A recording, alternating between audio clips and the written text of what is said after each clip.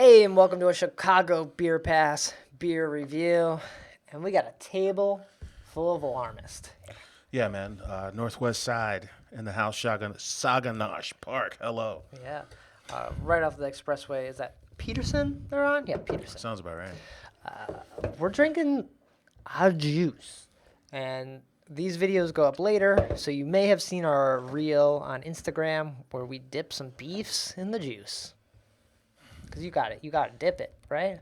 Because we have no sense, also. Yeah. Are you actually, do you like your beef sandwiches dipped, or are you like more of a dry? I go dry. I think working downtown, there's an Al's Beef downtown, and when you dip it, it's just a ridiculous amount of dip. And Yeah. I'm just like, bro, just, you know what? Just give it to me dry. No. You know? I sometimes ask for like light. Is that, yeah, I You prefer get light. a light. Like just a little, I want it softer, but I don't want it like soggy.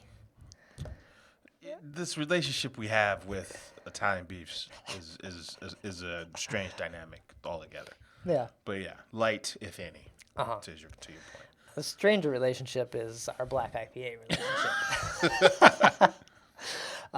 So Nick, as everyone who watches or listens to Chicago Beer Pass, is the biggest fan of these beers. It was one of the original fads, if you will. You know, a fad that has stuck around. The largest fad is hazy IPA. I think it's here to stay. But Yeah. you know, Mexican hot chocolate stouts. Everyone was making Even Mexican lagers. Mexican lagers. Everyone was making what's troublesome? Everyone was making a goza Oh yeah. for a minute, right? But the original fad that kind of came and went was a black IPA. Circa, Cascadian dark ale too. you know what I mean? Yeah. It's kind of I don't know if misnomer is the word, but things can't be both black and pale. So traditionalists hated it, and that's how we got to that term you just mentioned. Yeah, I think because if you ordered an IPA, you like see this beer, you're like, oh, I will try this black IPA. I like IPAs, and you get this. It is dark. It's roasty. It's not bitter. It's sometimes it can be bitter, but it's not like it doesn't have a bite. It's not as refreshing. I want to say. Yeah, it's for some people, since the IPA term, has just been kind of bastardized. You go in there and you expect it to be an IPA and just dark in color, but taste like an IPA, Yeah.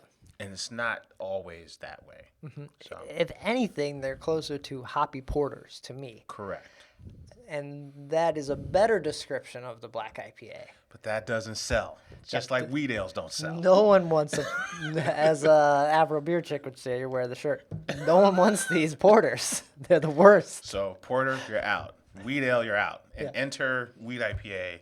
Enter black IPA. They're what? Like, what does everyone like? IPAs? Can we call them black IPAs? Do whatever you fucking want. IPL. Yeah. Have they called them like, I don't know. Yeah. But this, we're talking about the description and not this beer. Now they were a mess when they first came out. They were all over the place. They were roasty, some were bitter, some were, I don't know, almost chocolatey at times too. Yeah, it's difficult to hit all the marks that made the good ones good. That's difficult to do. And me and Brad were talking, and it's like, hey, if they're too roasty, then it almost becomes kind of like a char, or like like there's a cigar note, or Right. like Like a smoked beer almost. yeah, or like not in the best way, like someone accidentally dropped an ash in your beverage. It's very, it's ashy. Right, because we've had, with Alarmist, we've had their smoked Helles. Yeah. Which that's a very good beer that has that like smoky, ashy vibe to it. Almost doesn't- leans on like the campfire kind of smoked meat end of the smoke Yeah. spectrum. And that's what you don't want from a black IPA. What you want is just the right amount of roast, and if it's hopped well enough, you get those piney kind of citrusy notes. So you almost get this kind of chocolate covered orange kind of vibe. That's kind of the sweet spot for these things. And this juice is almost in that sweet spot. It is up there. I think it's a very good beer. I feel like it's missing something to be like great, but it's good. I couldn't agree more. I think whatever the top tier is, I think we're drinking out of On Tour glasses. They have a Black IPA.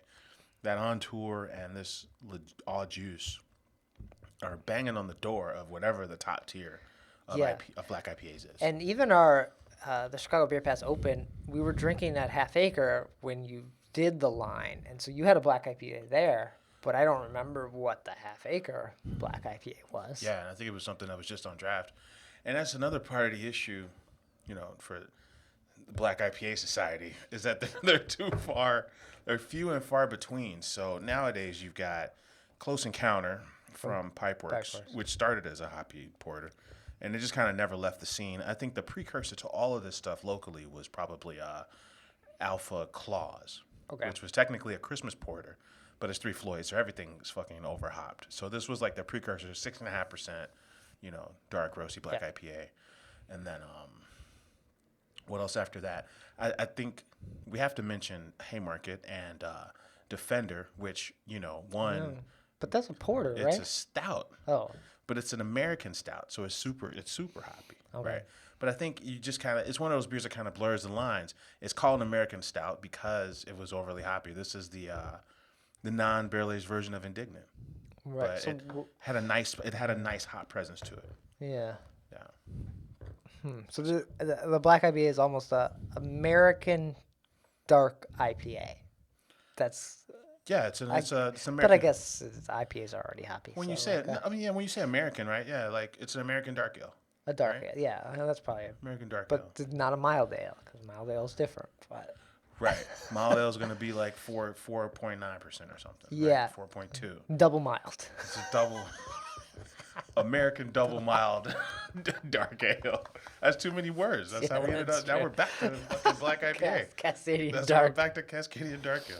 We can't have too many words, man. We confuse the people. That's true. But I tell you, and we use this example on the show. If I'm at, I think it was Maplewood, I had the dark Czech lager, and I loved it.